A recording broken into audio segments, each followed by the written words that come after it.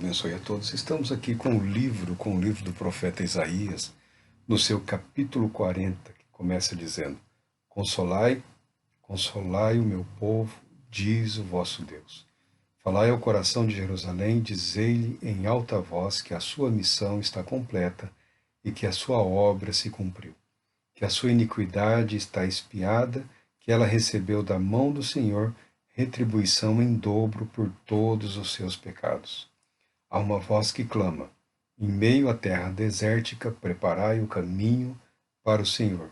Na estepe, aplanai uma vereda para o nosso Deus. Graças a Deus pela sua palavra.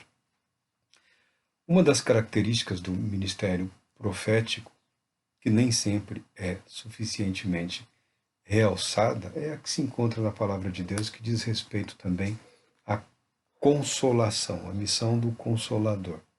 O propósito de Deus em restaurar, de resgatar, de transformar vidas, de preparar vidas para o fiel cumprimento da sua palavra, da sua vontade, da missão que Deus estabeleceu para os homens na face da terra. O primeiro aspecto preditivo, o de anunciar a justiça, o juízo de Deus, o julgamento, isso é muito enfatizado, é muito verdadeiro, porque é uma expressão da vontade de Deus, da mensagem profética. Mas há uma perspectiva em algumas pessoas também de se apresentarem, né, como que julgadores ou senhores ou participantes ou conhecedores dos intentos últimos de Deus no que diz respeito a punir o mal e a injustiça. Mas o propósito de Deus, conforme muito bem estampado nas Escrituras, não é só o de punir, é o de restaurar, é o de consolar, é o de edificar, é o de garantir que a sua criação não abandonará o propósito que por Deus foi estabelecido. E nós estamos aqui com o profeta Isaías, homem de Deus, cujo livro é fantástico, cujo livro é maravilhoso, né? O nível de compreensão que Deus concedeu a Isaías no que diz respeito ao propósito redentor de Deus em relação a Israel e também à humanidade são fantásticos. Alguns estudiosos negam que todo o livro foi escrito por um mesmo homem. Alguns estudiosos negam. Alguns acreditam que do capítulo mais ou menos 40 em diante seria um outro livro, Deutero, Isaías, escrito muito tempo depois com o objetivo de criar um fechamento nas profecias. Mas essas pessoas, via de regra, não acreditam que Deus se revelou à humanidade conforme está registrado nas Escrituras. Essas pessoas não acreditam na possibilidade de Deus intervir, de Deus interferir na história da humanidade para garantir que o propósito e o plano de Deus permaneçam atuantes e firmes, que a humanidade não abandone os caminhos do Senhor totalmente. Muito embora essas pessoas, via de regra, sejam apresentadas como religiosas, como cristãs, né? Alguns são acadêmicos, outros estão em ministérios, né? Ministério pastoral, até denominações aí importantes, famosas. Esses homens não têm uma submissão de fé à palavra de Deus como registro da revelação histórica de Deus para a humanidade. Então nós temos aí um paradoxo no cristianismo. O cristianismo, a fé cristã, se tornou uma fé aberta, cujas portas estão abertas até para os inimigos do cristianismo, para os inimigos, inclusive, da fé cristã. Homens e mulheres que não creem na possibilidade da revelação de Deus. Na cabeça deles, na mente deles, eu tenho alguns livros. Eu tenho uma teologia do Novo Testamento, é uma teologia do Novo Testamento famosa. É interessante a leitura para saber o que as pessoas estão pensando, o desenvolvimento no que diz respeito à comparação, teologia comparada com sociologia, filosofia, linguística, outras coisas. Mas é uma abominação em termos de espiritualidade, em termos de fé. É de causar, assim, repulsa a maneira como as pessoas atacam abertamente ali os pilares da fé, da doutrina, atacam a verdade, atacam o próprio conhecimento, tentando desconstruir a fé cristã a partir da fé cristã. É constrangedor, é bastante constrangedor. E são famosos, são pessoas que vivem aí no mundo cristão, na sociedade dita cristã, nas academias, produzindo, trabalhando, com financiamento, inclusive.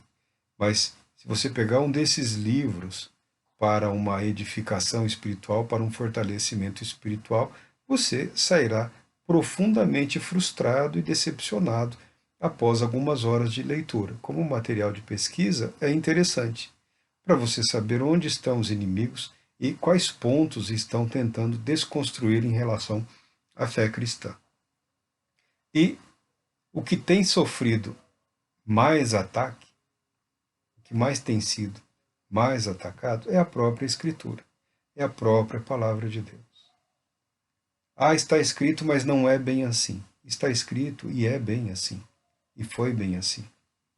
Esse texto, quando escrito, essa profecia, especificamente quando proclamada, quando dita, ela foi anterior aos acontecimentos. E elas apontam, inclusive, para acontecimentos futuros. O profeta, inspirado por Deus, pelo Espírito de Deus, ele é movido a registrar uma mensagem de conforto e de consolação, dizendo o quê? Que toda a ira, todo o procedimento de Deus no sentido de disciplinar o seu povo é proveniente do amor e do cuidado de Deus e decorre do fato de que o próprio povo abandonou os caminhos do Senhor. A figura do casamento é muito utilizada, porque o casamento, no mundo antigo, em todo o mundo antigo, é uma instituição muito respeitada. O casamento sempre foi muito respeitado, ou seja, a palavra dada, a palavra empenhada, o pacto, a aliança, o compromisso entre o homem e a mulher, entre o homem e a família da esposa, entre o homem e a sua própria família, os relacionamentos sociais se fundamentavam na palavra, no pacto, na aliança, na verdade expressa, no compromisso de eu cumprirei o papel que eu devo cumprir, que eu devo desempenhar como pai, como filho, como marido, como irmão, como membro desse Estado, dessa sociedade. Isso era muito sério. Isso era muito sério. Somente nos dias de hoje, a palavra tem perdido significado por conta daqueles que fazem mau uso dela, ou seja, a mentira. Nunca foi comum na história da humanidade a mentira. A mentira sempre foi uma aberração. Por que alguém mentiria? Porque alguém diria para um viajante que nessa estrada o caminho à direita vai te levar para Jerusalém, o caminho à esquerda vai te levar de volta para outra cidade. Por que alguém mentiria? Que sentido faria isso? Não faz sentido nenhum. A não ser pela maldade, pelo erro, pelo furto, pelo roubo ou por outras coisas. A mentira nunca foi um padrão na história da humanidade. Muito pelo contrário, a busca pela verdade sempre foi uma referência muito sólida, bastante sólida. Até algumas pessoas que falharam com Deus, que pecaram com Deus, foram movidas pelo pensamento ou pela ideia de que talvez a verdade fosse algo diferente ou mais do que aquilo que Deus havia revelado. Então, a pessoa, quando se desviava, é porque ela estava sendo seduzida pela ideia de que Deus poderia não ter revelado absolutamente tudo que eles precisavam, necessitavam saber para cumprirem bem o seu papel e o seu desenvolvimento. A dúvida, a suspeita. Deus está escondendo alguma coisa de nós. Deus não nos disse tudo, Deus não nos revelou tudo. Deus não tem a obrigação nem o compromisso de dizer tudo em relação a nada, a absolutamente ninguém. Mas a Bíblia nos mostra que Deus diz e revela absolutamente tudo que nós precisamos saber para podermos ter uma vida de obediência e de comunhão com Ele. Se o tudo que Deus nos apresenta não parece suficiente para a nossa mente é que precisa aprender a meditar na palavra de Deus para usufruir de tudo aquilo que o Senhor Deus tem para nós. A palavra é de Isaías, a palavra foi através de Isaías. Mas aquele que tornou pleno Isaías, para que ele assim falasse: consolai, consolai o meu povo, diz o vosso Deus, falai ao coração de Jerusalém, dizei-lhe em alta voz que a sua missão está completa e que a sua obra se cumpriu, que a sua iniquidade está expiada, que ela recebeu da mão do Senhor a retribuição em dobro por todos os seus pecados. O Senhor Deus está dizendo para o povo que será levado para o cativeiro, que ficará lá por algum tempo, garantindo que o tempo do sofrimento do cativeiro será suficiente para a redenção, para a restauração, para a purificação, para o perdão dos pecados.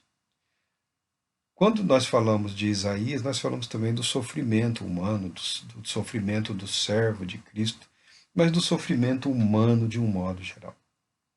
O sofrimento é algo com o qual nós não estamos normalmente preparados para lidar. E a maioria das pessoas, inúmeras pessoas, procuram um meio de fuga. Procuram um meio de fuga daquela situação.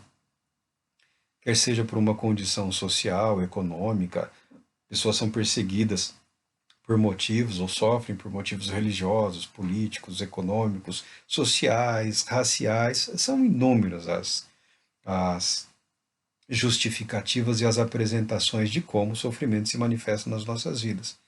O fato é que o ser humano sofre. E algumas pessoas sofrem, aparentemente, sem qualquer motivo para sofrerem. Isso é algo aparentemente inédito no mundo. Nós vivemos numa sociedade que algumas pessoas sofrem intensamente. Mas por quê? Por que essa depressão? Por que essa ansiedade? Por que esse medo? Por que esse desespero? Não há uma explicação que possa ser baseada na vida econômica, porque tem recursos, tem bens, tem meios.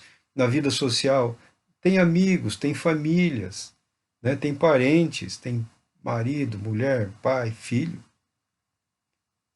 Uma questão de ordem religiosa. Não, a pessoa foi criada num ambiente religioso, tem uma formação religiosa, tem uma cultura religiosa. A realização profissional, não, a pessoa tem uma vida profissionalmente até bem sucedida, uma estabilidade, tem uma posição social boa, razoável, e ainda assim sofre. Ainda assim sofre.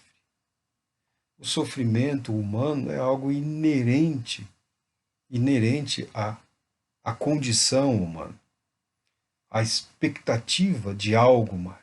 Nós sempre estamos como que aguardando um algo mais. Por que não dizer algo superior? Algo que nos traga plenitude, algo que de fato preencha as nossas mentes, o nosso espírito, o nosso coração. As pessoas tentam preencher esse vazio, às vezes, né, pelo lazer, pela recreação, e é muito bom, é muito saudável. A leitura, tem quem tem recursos e vai, não, é teatro, cinema, é atividade física, isso tudo é saudável, isso tudo é bastante razoável. Mas há uma expectativa humana que diz respeito a um contato mais íntimo com Deus. Há uma plena satisfação que só pode ser obtida em Deus, na verdade de Deus. E a Bíblia, nesse ponto aqui, nos declara de uma forma muito bonita, nos apresenta de uma forma muito interessante. O sofrimento cumpriu o seu propósito. O sofrimento cumpriu o seu propósito. Não existe, de maneira nenhuma, a necessidade de nos submetermos eternamente a uma condição de sofrer, a uma condição de padecer, a uma condição de culpa, a um pensamento de indignidade, a um pensamento de viver debaixo da ira de Deus. Não, o sofrimento invariavelmente cumpre o seu propósito: preparar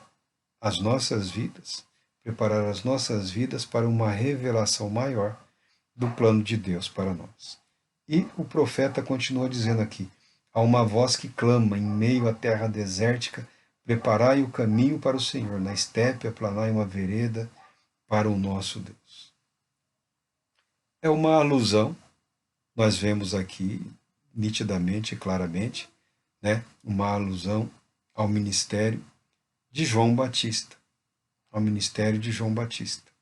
Há uma referência a João Batista. E há também uma referência a Elias. Elias, depois de Moisés, talvez Elias seja o ministro de Deus, considerado em mais alta estima, não só pelos judeus, como também pelos cristãos, dada as circunstâncias em que o ministério dele foi levado a efeito. O nível de corrupção, o nível de comprometimento da fé, da religião e da verdade, pelo abandono da verdade por parte dos judeus e pela imposição de uma cultura estrangeira, idólatra, uma cultura anti-Deus, uma cultura religiosa que contrariava a verdade de que só há um Deus, o Deus que se revelou a Israel, e Elias é aquele batalhador, é aquele lutador, né? Elias é aquele que vai até as últimas consequências, atira-se para Deus, sendo poderosamente usado por Deus, e padece lá suas frustrações.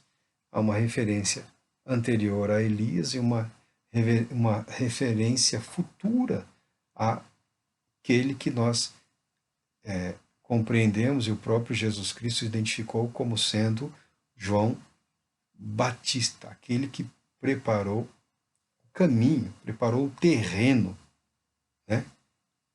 Limpou a sujeira, purificou. João Batista foi muito eficiente no seu ministério, sem milagres, né? Sem prodígios, sem sinais sobrenaturais. Na força do caráter, na força da fé, na força da obediência a Deus, no ato de contrastar tudo que considerava corrompido, tudo que considerava equivocado, no abandono de privilégios que não traziam nenhum privilégio, a não ser a corrupção. João Batista causou um impacto impressionante nos seus dias em Israel, sendo reconhecido como aquele que prepara o caminho, a vinda do Senhor. Não está falando de terra, não está falando de rodovia, não está falando de estrada, está falando de mentes e corações. Está falando de mentes e corações. Tem algo mais para acontecer nas nossas vidas.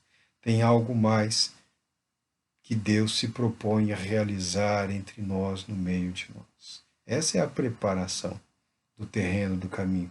Mentes e corações. Seja entulhado todo o vale, todos os montes e colinas sejam aplanados, eis que os terrenos acidentados se tornarão planos, as escarpas serão niveladas, a glória do Senhor será revelada, e juntos todos contemplarão, porque a boca do Senhor o afirmou. Está aí. O sofrimento como oportunidade de purificação, de redenção, de restauração, de renovação. As frustrações da vida como uma oportunidade apresentada pelo próprio Deus para que nós possamos abandonar tudo aquilo que sabemos que é equivocado, desnecessário, supérfluo e que não conduz à verdade de Deus. E mais do que abandonar o que não é condizente com a palavra de Deus, o acatar, o aceitar, o estar disposto a viver de acordo com os ensinamentos da palavra de Deus. Porque não adianta fazer uma oposição ao mal, uma oposição ao erro, uma oposição à crueldade, uma oposição à violência e, na própria vida, no próprio viver, ser praticante dos mesmos erros, vícios e maus hábitos em relação a si mesmo, ou em relação a outras pessoas. Falamos do nosso conceito de justiça, né?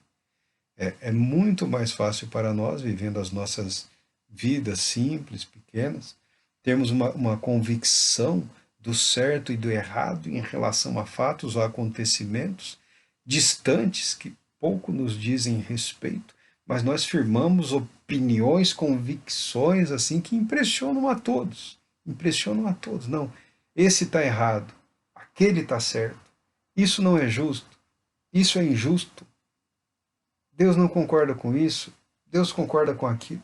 É sempre mais simples avaliarmos a realidade dos outros.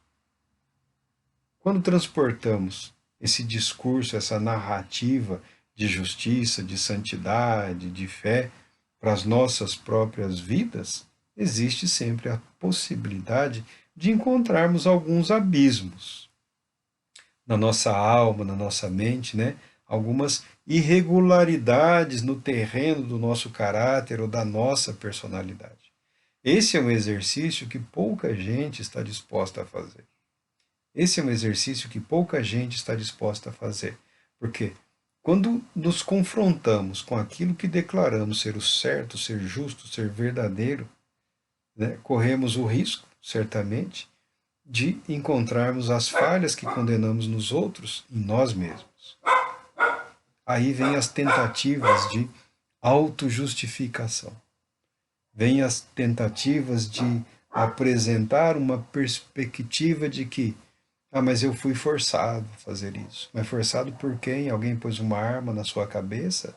Sequestrou o seu filho?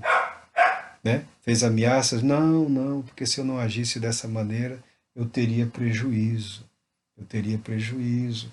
E como eu tenho negócios, como eu tenho projetos, como eu tenho um propósito aí, eu tive que agir assim. Teve realmente? Teve. Não estou julgando ninguém, não estou julgando nada. Eu estou dizendo que é sempre mais simples para nós avaliarmos o mundo ao nosso redor pelos critérios que julgamos os certos e corretos, e muitas vezes estaremos acertando em fazer isso, mas quando esses mesmos critérios, valores e princípios são lançados pela vida de volta para nós mesmos e somos forçados a uma reavaliação, encontramos discrepâncias. Encontramos em nós mesmos também falhas. Israel foi assim. O povo de Deus foi assim por algum tempo. A pregação da verdade, a pregação da justiça, o adotar de princípios e valores que eles usavam não tanto para mover as suas vidas, mas considerar o mundo ao redor condenável por Deus, acabou levando eles a ira, a indignação e a sofrerem a justiça e a correção de Deus. A igreja como instituição não é diferente. Não é diferente.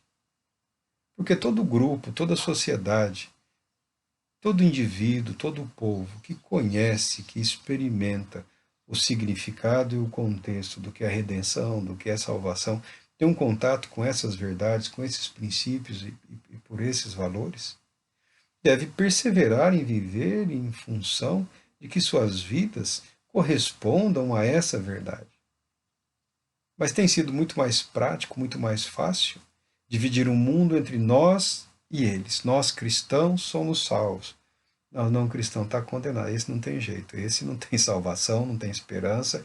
Esse é inferno, esse é destruição, esse é morte. Né? Dividir o mundo entre nós e eles. Uma tentativa, muitas vezes arrogante, presunçosa, de justificar os nossos erros, as nossas falhas, o nosso pouco compromisso com as verdades eternas, interpretando a realidade como se nós somos agraciados porque acreditamos em Cristo. Eles não acreditam em Cristo, não conhecem a Cristo, então eles são condenados. É uma visão bastante estreita, é uma visão arrogante, uma visão bastante presunçosa do que a palavra de Deus ensina, tal qual Israel, em mais de uma vez, foi disciplinado por Deus, foi corrigido por Deus em suas perspectivas equivocadas no que diz respeito ao que significa ser um povo santo, uma nação santa, porque o propósito de Deus é que eles fossem testemunhas à humanidade, testemunhas para os demais do propósito redentor de Deus, a igreja também da mesma maneira. Da mesma maneira. Esses aparentes conflitos, né, essas ideias estão tentando destruir a igreja. Eu, do pouco que sei, as pessoas que mais estão trabalhando para destruir a igreja e a fé cristã estão do lado de dentro das igrejas. E muitas delas são aclamadas, inclusive. São aclamadas. São aclamadas como líderes, como pessoas de importância, de renome, isso, aquilo e aquilo outro. Mas, ao escrutinar ali, em algum detalhe, o que é dito e o que é feito, nós vemos que o compromisso com o Senhor e Cristo, ele é mínimo. Ele é mínimo. Ele é mínimo. A igreja, no seu afã de reviver uma igreja missionária, uma igreja santa, uma igreja cheia do Espírito Santo, uma igreja em que o testemunho do Espírito é permanente, é visível, com sinais, com curas, com prodígios, com conversões de indivíduos que aparentemente de nenhuma maneira, a não ser pelo agir do próprio Deus, se interessariam pela fé cristã, a igreja adotou uma atitude mais caricata do que uma atitude de comunhão com o povo de Deus. Simular a fé não é viver a fé. Simular a comunhão com o Espírito Santo não é viver em comunhão com o Espírito Santo. Simular uma alegria e uma paz que só podem ser geradas, produzidas e garantidas pelo Espírito Santo não é o mesmo que viver aquilo tudo.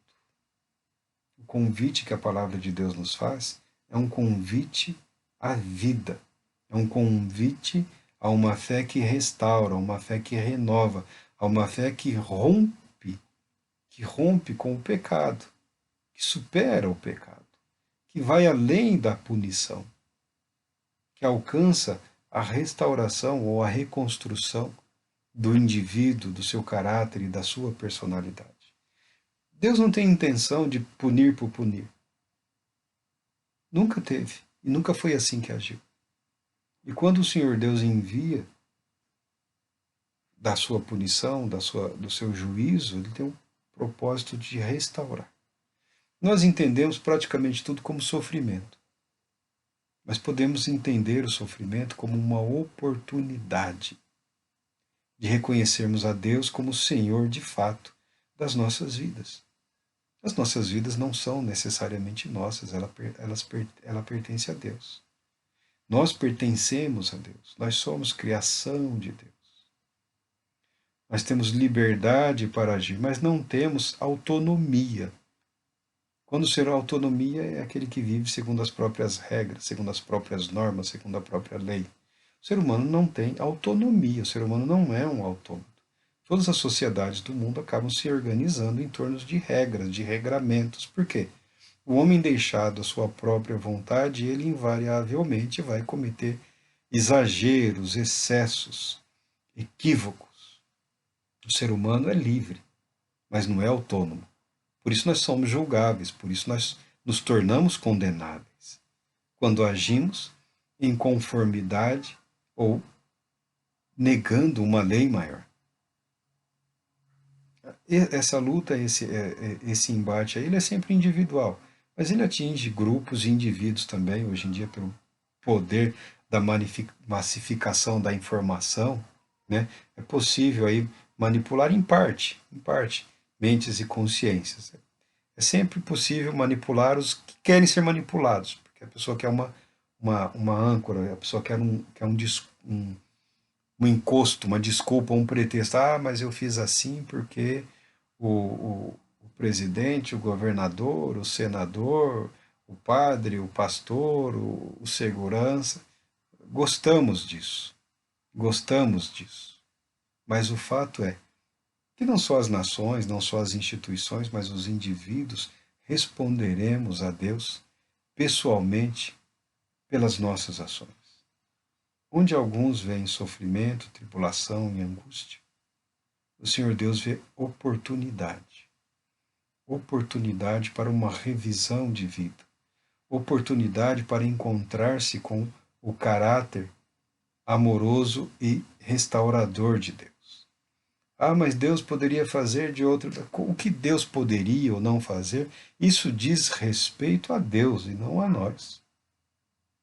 O que nos diz respeito é como nós respondemos ou correspondemos às oportunidades criadas por Deus através das nossas vidas. Passar a vida tentando entender ou justificar o agir de Deus não leva ninguém a absolutamente nada. Eis outra voz que ordena: clama. Ao que eu pergunto: que pois hei de clamar? E ouço a resposta: toda a carne é erva, e toda a sua graça como a flor do campo. Seca-se a erva e murcha-se a flor. Quando o vento do Senhor sopra sobre elas, o povo não passa de relva frágil. A relva murcha e as flores caem, mas a palavra de nosso Deus permanece eternamente. Fala da brevidade da vida. Fala da arrogância de homens, de mulheres, de nações, que têm uma existência curta, e esquecem, nessa curta existência, de reconhecer a Deus como soberano.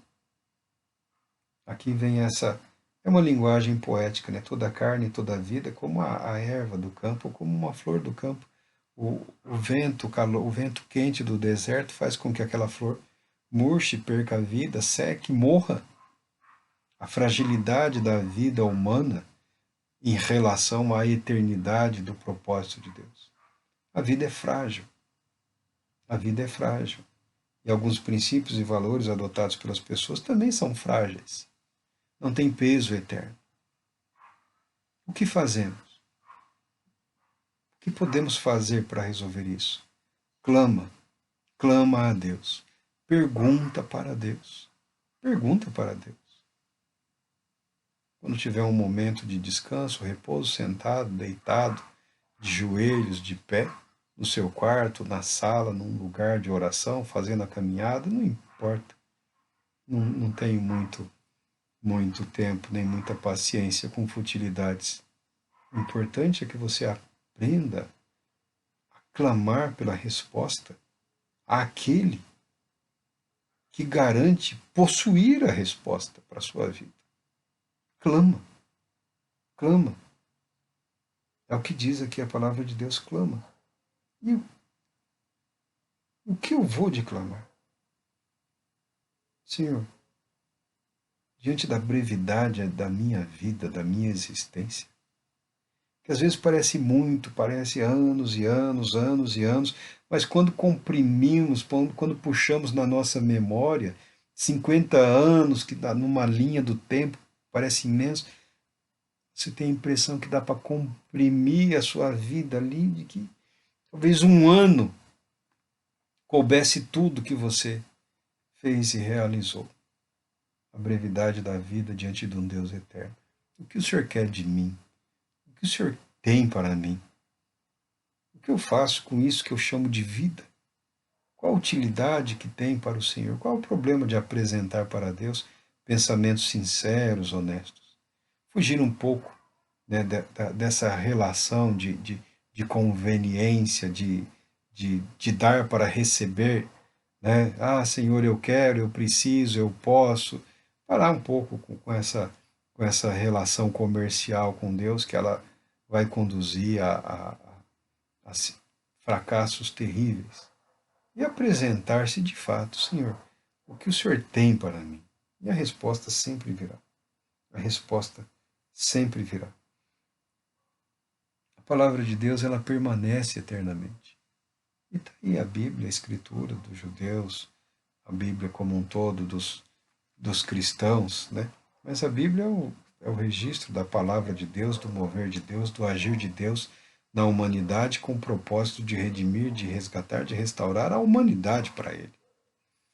A Bíblia, assim como a profecia, assim como os livros históricos, como as revelações, não diz respeito a um povo único ou a um grupo específico, diz respeito ao propósito de Deus para toda a humanidade, atuando sim através de indivíduos, através de nações e através de instituições também, por que não? Mas o propósito de Deus é mais abrangente.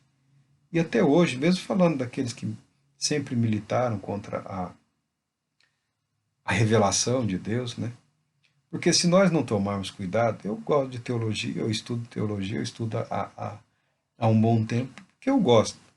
Eu gosto principalmente porque eu não tive uma formação muito boa, então a leitura constante é um meio de dar uma refinada, uma apurada, né? Mas eu gosto de teologia. Gosto há muito tempo, eu me interesso há muito tempo.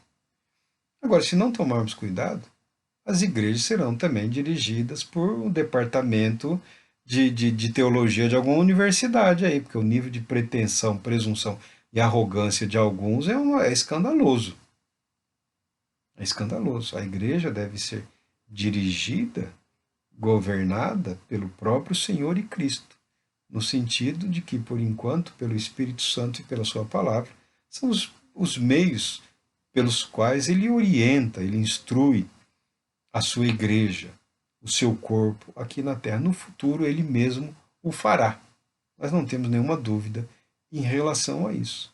Mas, enquanto isso, a igreja deve se voltar para os meios disponibilizados pelo próprio Cristo, conforme a Escritura ensina. Não há nada de errado em estudar teologia, em aprender teologia.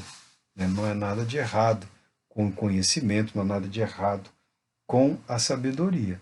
O erro está no mau uso desse conhecimento, dessas verdades, e na permissão de que pessoas que nunca foram tocadas pelo Espírito Santo, nunca foram tocadas pelo Espírito Santo, ganhem voz, ganhem espaço, ocupem liderança na Igreja de Cristo, no corpo de Cristo, porque tem propostas e promessas casuais, pontuais, temporais, seculares, mundanas e convenientes. Essa é a verdade.